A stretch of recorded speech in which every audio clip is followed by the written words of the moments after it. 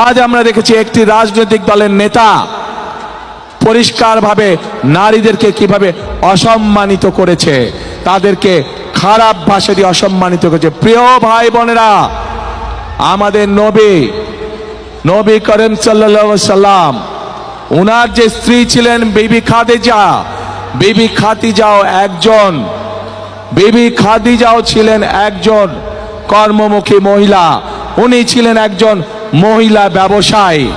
আজকে যেই দলটি, যাদের নেতা আজ বাংলাদেশের নারীদেরকে একটি খারাপ কিছুর সাথে তুলনা করেছে, তারা বলে তারা ইসলাম কায়েম করবে, কিন্তু নবী করিম সাল্লাল্লাহু আলাইহি সাল্লামের স্ত্রী পর্যন্ত, উনিও পর্যন্ত একজন ব্যবসায়ী ছিলেন।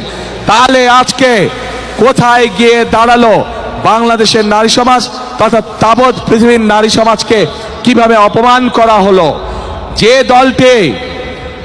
দলটি নির্বাচনের আগে দেশের অর্ধেক জনগোষ্ঠীকে ঘরের মধ্যে বন্দি করতে চায়, যে দলটি নির্বাচনের আগে দেশের অর্ধেক জনগোষ্ঠীকে অসম্মানজনকভাবে কথা বলে, তাহলে আপনাদের কাছে আমার প্রশ্ন, আজকে নির্বাচনে যদি তারা কোনোভাবে সুযোগ পায়, নির্বাচন পরবর্তী সময়, তাহলে তাদের আচরণ কি হতে পারে?